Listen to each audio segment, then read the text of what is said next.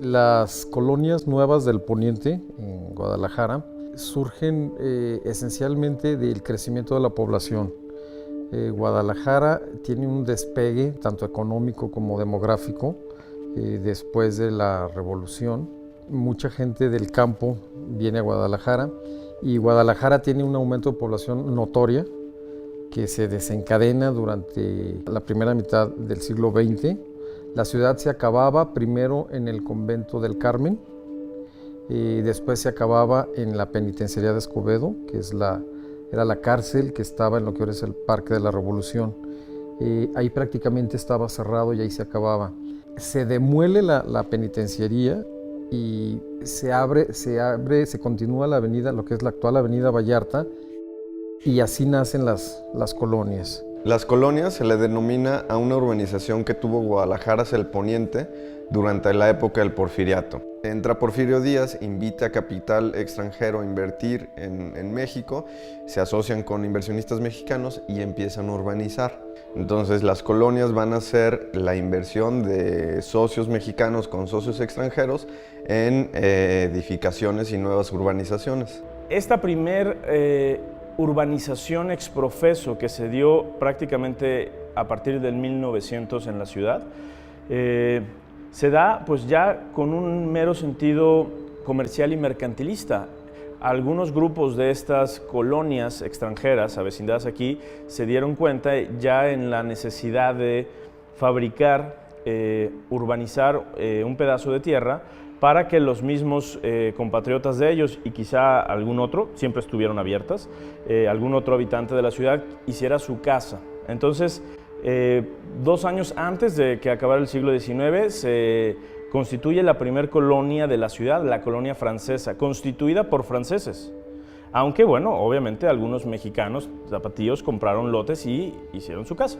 En un afán de diferenciar las urbanizaciones del centro histórico, empezaron a llamarse estas nuevas urbanizaciones como colonia americana, colonia francesa, colonia West End, y entonces el conjunto de todas estas urbanizaciones le vamos a denominar como colonias.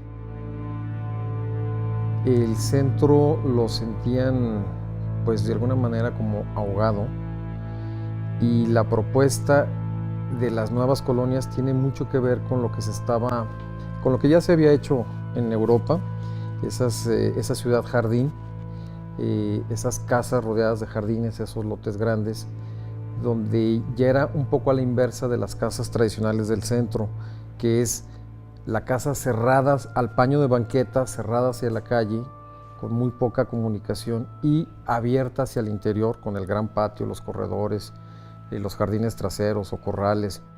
En las nuevas colonias es exactamente al contrario, es la casa al centro rodeada de jardines. Y entonces las casas se convierten en islas, y eso va a permitir que estas urbanizaciones se vendan como ciudades jardín, porque vamos a tener visualmente la amplitud del jardín, van a estar pensadas con calzadas y banquetas más amplias, camellones arbolados, y la sensación visual va a ser de estar caminando en un gran paseo jardinado.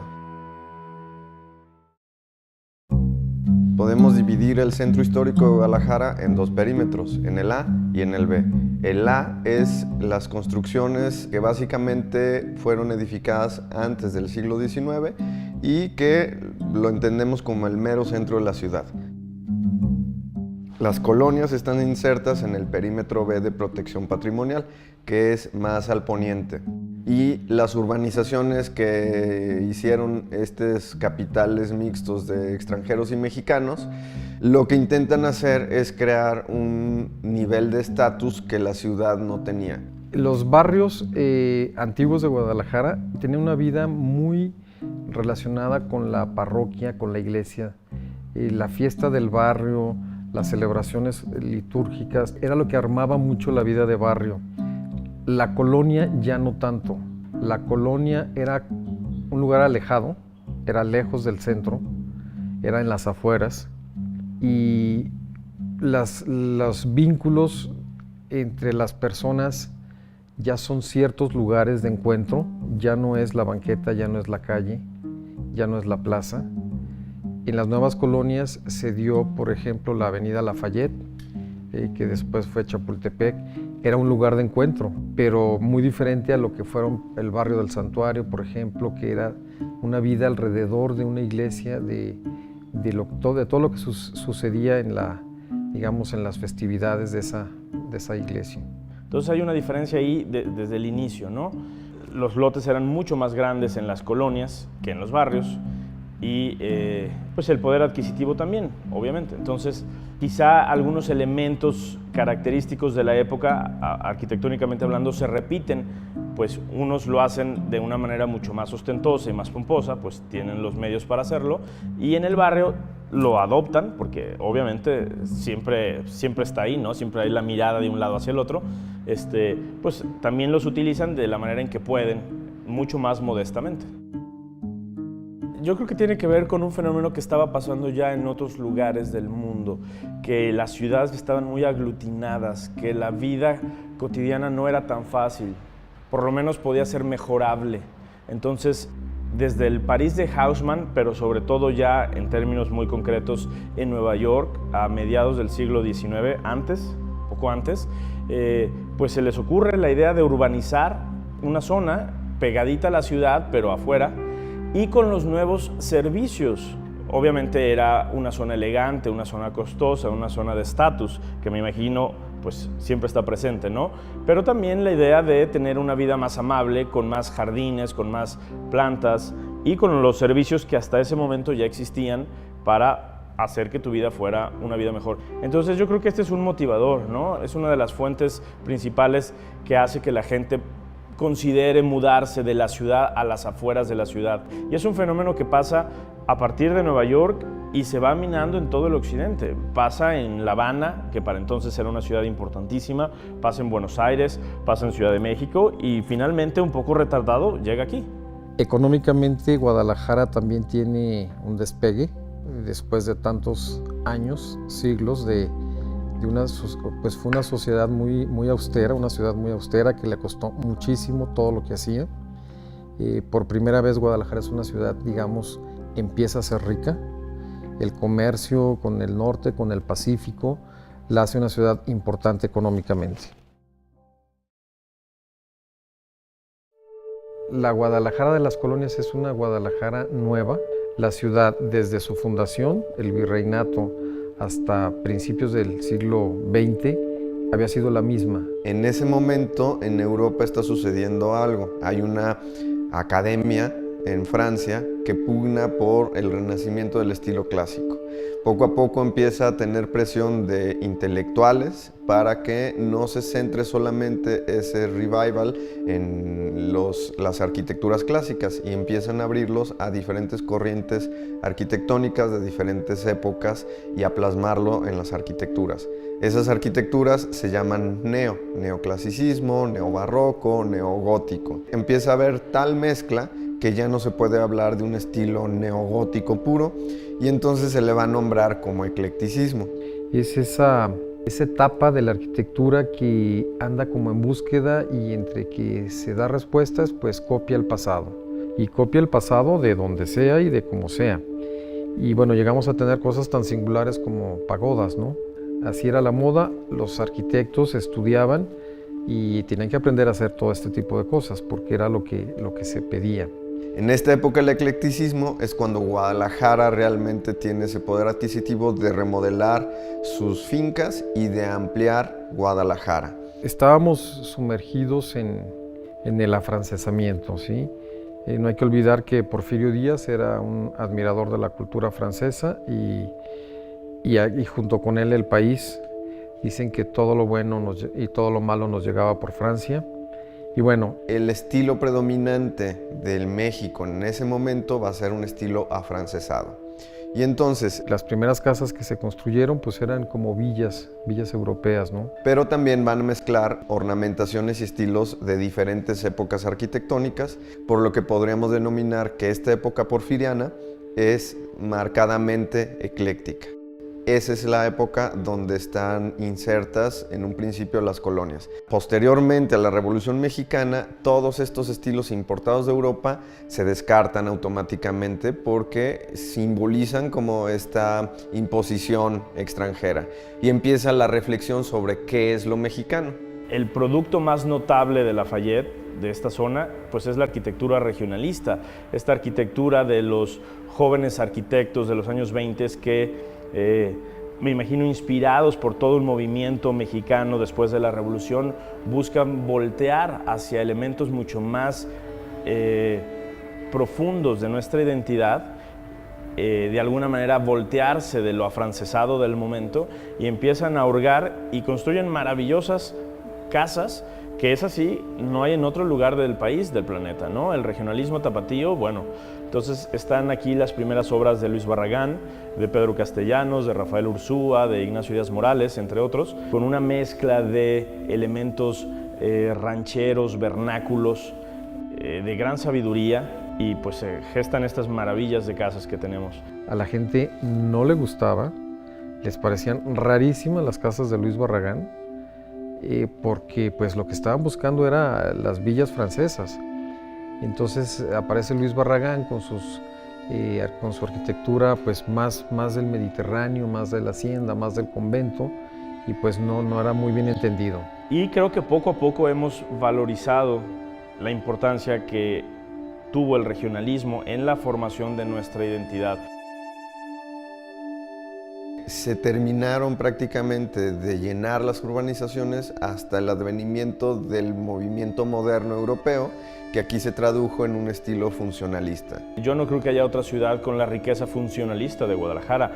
Evidencia total del apogeo económico en que la ciudad está en esta época. Ya encontramos más influencias de movimientos más contemporáneos, de la Bauhaus. Y entonces el tejido urbano arquitectónico de las colonias va a estar conformado por arquitectura porfiriana, edificaciones regionalistas de este grupo tapatío de arquitectos e ingenieros y por construcciones funcionalistas. Para mí la joya de la corona de este rumbo de la ciudad es obviamente la Casa González Luna, actual Casa Clavijero. Que es la joya, no de Lafayette, es la joya de la ciudad, es la casa más importante que existe en esta ciudad, y además está abierta al público, entonces es una maravilla que puedan las personas conocerla, transitarla, disfrutarla, ¿no? Para mí es una casa bellísima, es una casa que nos habla mucho de este espíritu del que yo hablaba hace un momento, en que te sientes en una especie de convento citadino, con mucha paz, donde la luz entra y se cuida de una manera, está distribuida de tal manera en que haces recorridos. Me parece como una poesía la casa, todo como está planeado. Entonces, ya sea por la importancia de la casa para la historia de la arquitectura en el país o por la belleza per se que la tiene, pues me parece. Además, pues no hay muchas casas abiertas, pues es una maravilla que puedas, es un privilegio que esté abierta al público, ¿no? Y tiene mucho valor esa casa y la de enfrente, la que se llama Villa Esperanza. Son dos casas contemporáneas, no sé la diferencia de años, pero son muy cercanas y nos hablan exactamente de esto. Es una casa con una influencia francesa, es una casa señorial, es una casa de balcones, de terrazas, de columnas de cantera, de capiteles corintios, un gran hall al centro, y su hermana de enfrente es la propuesta de Barragán, sobria, austera, y siempre estuvieron enfrente una de otra, siguen estando enfrente una de otra. Esto es una maravilla, es un diálogo ahí de la ciudad, de las culturas, de sus habitantes, que pues para el que tenga ganas de observar, se sigue leyendo, ¿no? Esta es Guadalajara que dialogaba y que luchaba entre corrientes. Ahí sigue. La Casa Quiñones, donde estamos, de Pedro Castellanos, es una casa importantísima también. 1930, ustedes han podido ver el adelanto del arquitecto y de la familia, que también aceptó un proyecto tan avanzado, ¿no? Con algunas decoraciones art deco, pero ya enmohecida muchísimo en el modernismo. Me parece también una de las casas más importantes de la zona.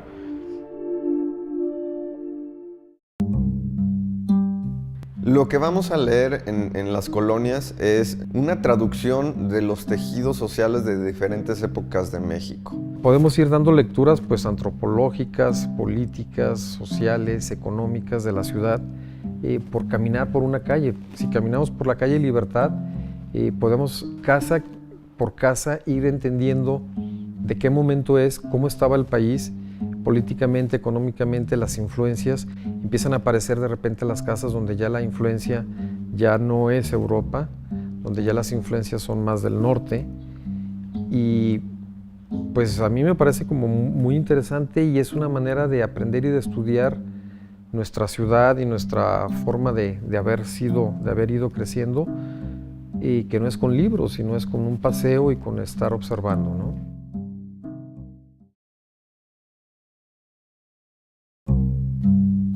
Esta zona tiene características que se han ido transformando al paso de los años.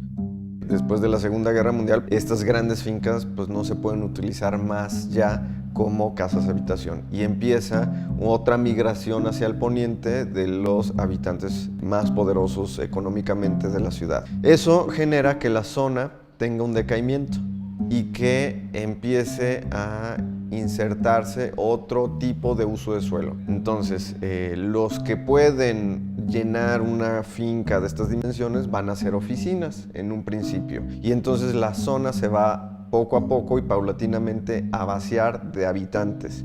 Y de repente se dan cuenta que esta zona tiene restaurantes, bares de muy diversa índole, hay lugares para trabajar, hay lugares para vivir, está arbolado, está jardinado, es tranquilo, puedes caminar, porque también todas estas nuevas urbanizaciones es difícil caminar o no hay nada que ver cuando caminas y se dan cuenta que aquí puedes andar en bicicleta, caminar y disfrutar de su caminata.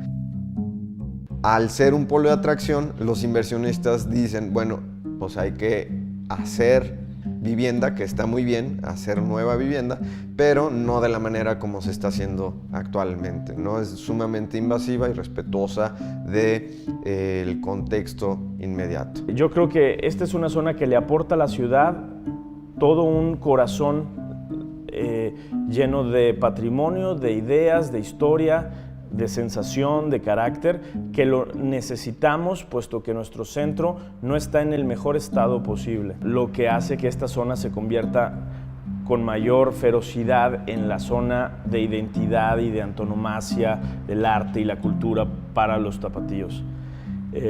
Es una zona que todavía está en peligro, no porque sea el 2013 significa que ya pasamos el agujero donde se tumbaba porque no se le concedía ningún valor al pasado. Creo que la gente joven o medianamente joven empieza a valorar, porque son ya términos que nos gustan a todos, el conservar, el cuidar, el valorar los árboles, las casas, el patrimonio, empiezan a darle cierta importancia y empiezan a voltear hacia acá para pasar su fin de semana o para salir en las noches, y si empezamos a hacer las cosas bien, pues para repoblarlo, que es la verdadera forma en que podemos darle una esperanza a Lafayette, ¿no?